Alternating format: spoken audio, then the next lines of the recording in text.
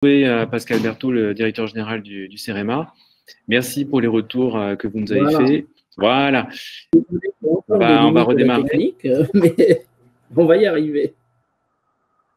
Ce que je vous propose, c'est de refaire le démarrage pour l'utilisation qu'on fera appeler en replay. Voilà, donc je recommande. Voilà. Donc, bonjour à toutes et à tous. Bienvenue à cette deuxième journée du Meetup Green Tech. Nous terminons la matinée après un programme très dense sur les achats publics d'innovation, les communs numériques et les incubateurs, par une intervention, celle de Pascal Berthaud, directeur général du CEREMA Lab, grand témoin de ce Meetup, et qui, en plus de nous partager sa vision de l'enjeu du développement des Green Tech, va faire des annonces importantes pour le CEREMA et pour la Green Tech française. À vous, Monsieur Berthaud. Bien, merci beaucoup. Merci beaucoup, effectivement, à la Green Tech Innovation d'avoir organisé ce webinaire. Et puis, merci à l'ensemble de ceux qui assistent à ce webinaire. C'est pour nous assez important, effectivement, de pouvoir toucher les entreprises et particulièrement les entreprises innovantes. Alors, effectivement, le CEREMA, beaucoup d'entre vous ne connaissent pas le nom et en même temps nous connaissent bien puisque nous sommes issus de la fusion des instituts du réseau technique du ministère de l'Équipement. Vous avez sûrement entendu parler du CERTU, du CETRA, des CT, du CETBEF. Et nous avons maintenant, depuis 5 ou 6 ans, rassemblé toute cette expertise dans un seul établissement qui travaille sur 6 domaines principaux. D'abord, les mobilités, les infrastructures de transport, la question d'efficacité énergétique des bâtiments, des questions en matière de risques et de nuisances, la mer et le littoral, et puis bien sûr le concentré de tout ça qui est l'ingénierie des territoires. Clairement, le CEREMA, c'est un regroupement d'experts, de chercheurs, d'innovateurs publics, donc au service effectivement de l'ensemble de la collectivité nationale, l'État bien évidemment, c'est de là d'où nous sommes issus, mais aussi les collectivités et les entreprises.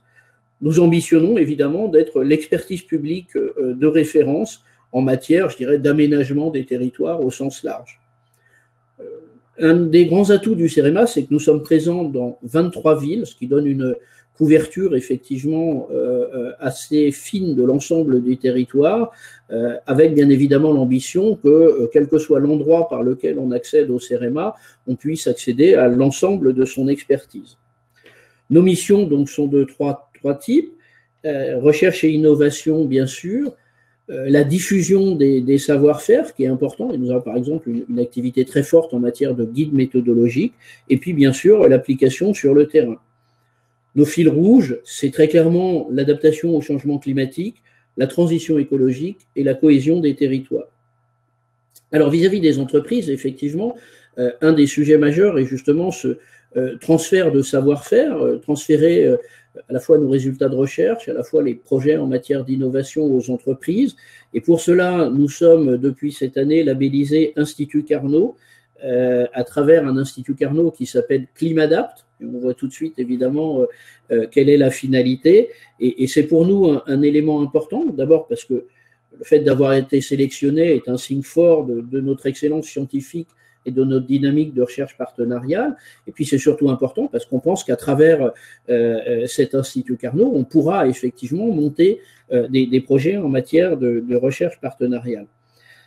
Mais c'est très clairement pas suffisant et il nous a semblé effectivement qu'il était important, à côté de l'Institut Carnot, de bâtir un lab qui permette effectivement d'associer notamment l'ensemble des expertises des entreprises émergentes, l'ensemble des startups, l'ensemble des porteurs d'idées pour justement apporter un appui à l'émergence effectivement de ces projets. Alors, pourquoi effectivement CEREMA Lab et pourquoi maintenant? Maintenant, sans flagornerie, je crois que le meet-up de la Green Tech Innovation auquel nous sommes en ce moment démontre assez bien finalement qu'il n'y a pas de dichotomie entre des missions de service public et le soutien aux entreprises qui œuvrent dans le domaine de la transition écologique, et c'est clairement pour nous, évidemment, un enjeu majeur.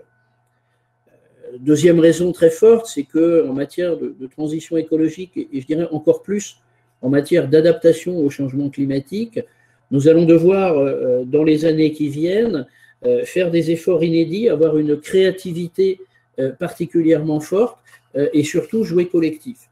Nous avons l'habitude de dire, effectivement, en matière d'adaptation, que finalement, on saura toujours s'adapter si on y met les moyens.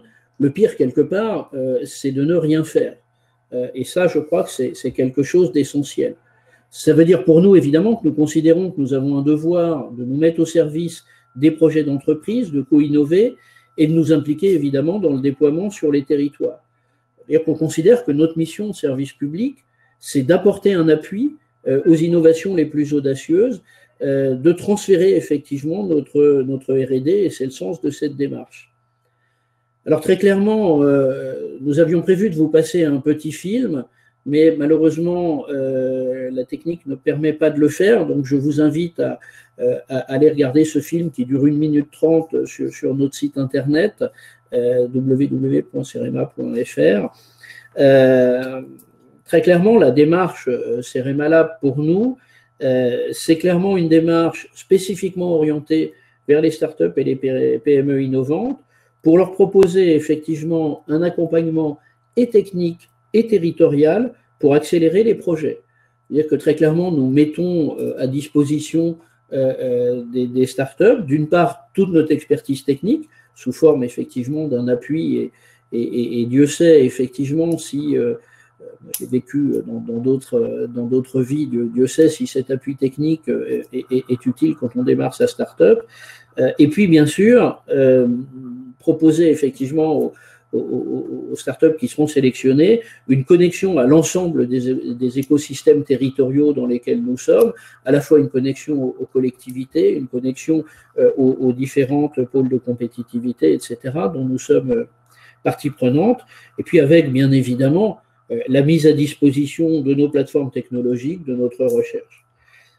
C'est clairement, effectivement, cette idée de dire que l'établissement d'expertise publique, il doit se mettre au service, effectivement, des startups, proposer, effectivement, l'accès à nos meilleurs experts et chercheurs, proposer, le cas échéant, un rôle de tiers de confiance. Je sais que vous avez évoqué cela dans la première table ronde ce matin, et c'est vrai que l'appui, la caution du CEREMA peut souvent aussi aider une start-up à trouver des marchés.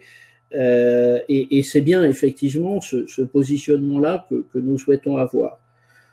Comment ça marche en termes de méthode? L'idée, c'est que les startups puissent avoir accès à ce dispositif à la fois au fil de l'eau et via des appels à projets 2 à 3 fois par an. Le premier appel à projet aura évidemment lieu d'ici la fin de l'année. Nous avons des objectifs assez ambitieux, effectivement, par rapport à ce projet. L'idée étant d'accompagner 10 startups la première année et une trentaine à partir de la 3e année. Et nous mettons sur la table, effectivement, du temps de nos agents que l'on peut valoriser à environ 700 000 €.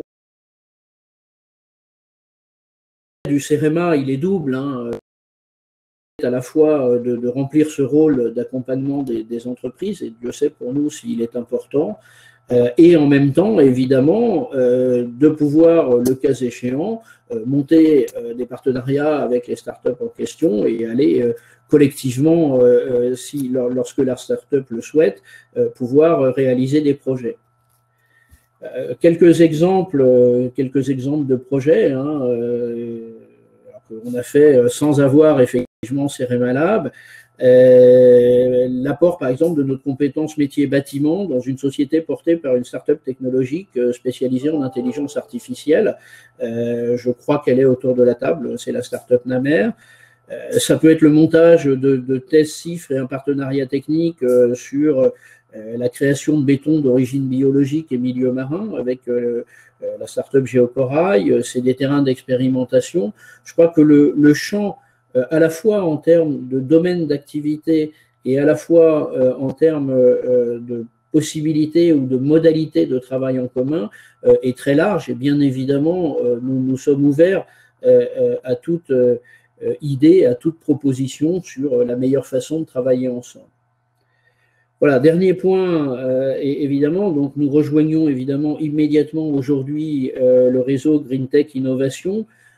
Ça me semble particulièrement important, effectivement, à la fois le fait que l'ensemble des organismes du ministère de l'écologie tirent dans le même sens et se vivent effectivement en soutien des innovateurs. Ça permet bien évidemment de bâtir une offre complète autour de la Green Tech et de valoriser notre expertise technique. En conclusion, je crois, je l'ai dit tout à l'heure, que nous sommes face à un challenge absolument incroyable sur les 20 prochaines années. Que ce soit en matière de transition écologique ou d'adaptation au changement climatique, les changements que nous avons à mettre en œuvre dans les 30 prochaines années sont particulièrement importants et d'une certaine façon, la société les vivra plus ou moins bien ou plus ou moins mal selon justement qu'on sera capable d'y mettre de l'intelligence, de la technologie et de trouver des solutions. Moi, je fais partie des gens qui pensent que depuis environ 10 000 ans, l'être humain a à chaque fois su trouver des solutions pour s'adapter à son environnement. Et le fait que l'environnement change n'est pas fondamentalement un problème. Le tout, c'est de se retrousser les manches, effectivement, pour y aller. Très clairement, nous comptons vraiment sur vous, start-up, PME, rejoignez-nous, n'hésitez pas. Et puis, le message que je voulais vous passer aujourd'hui, évidemment, c'est que vous pourrez compter sur nous sans problème. Nous mettrons les moyens qui vont bien. On a cette chance d'être un établissement d'État avec une partie de notre budget qui est assurée par l'État et ça sert justement à mettre des moyens au service des autres. Et c'est très clairement, effectivement, ce que l'on fera. Un petit message aussi aux collectivités, aux grands groupes, même si le dispositif cérémalable n'est pas ciblé dessus. Vous pouvez aussi adhérer, co-construire le dispositif avec nous. Connectez-vous sur notre site, envoyez-nous nos besoins au fil de l'eau, répondez aux appels à projets.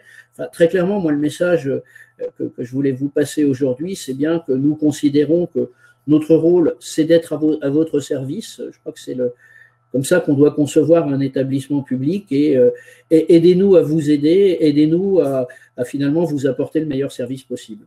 Voilà, merci.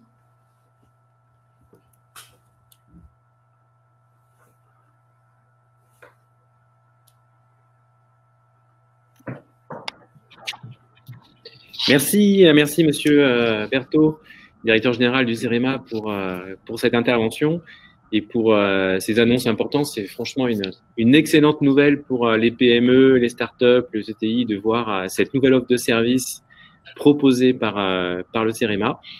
Voilà. Et puis, on est également très heureux et très fiers de vous accueillir au sein du réseau national des incubateurs Green Tech. Voilà, donc restez en ligne. Nous poursuivons avec la diffusion des podcasts Green Tech Stories, donc une nouvelle collection de podcasts pour mieux comprendre les enjeux de la Green Tech et puis découvrir des success stories de la Green Tech française. Et puis, les conférences reprennent à 14 h avec Monsieur le ministre en charge des transports, Jean-Baptiste Djebari, suivi d'une séquence dédiée à la relance, clinique de la relance, d'une table ronde sur l'intelligence artificielle et sa contribution à la transition écologique. Cet après-midi également, le dialogue entre le CEO de Back Market et l'animatrice de Flash Tweet pour un focus sur les enjeux du numérique responsable et également la remise de 2 prix, le prix entrepreneur de la transition et le prix numérique responsable. Voilà, et puis vous pouvez encore, si vous le souhaitez, vous inscrire pour pouvoir profiter des rendez-vous d'affaires qui sont très très nombreux depuis hier et pouvoir en parallèle organiser des rendez-vous avec une ou un des 2300 personnes qui se sont inscrites à ces 2 journées du Meetup Green Tech. Voilà, à très vite. Encore merci Pascal Berthaud et à très bientôt. Merci.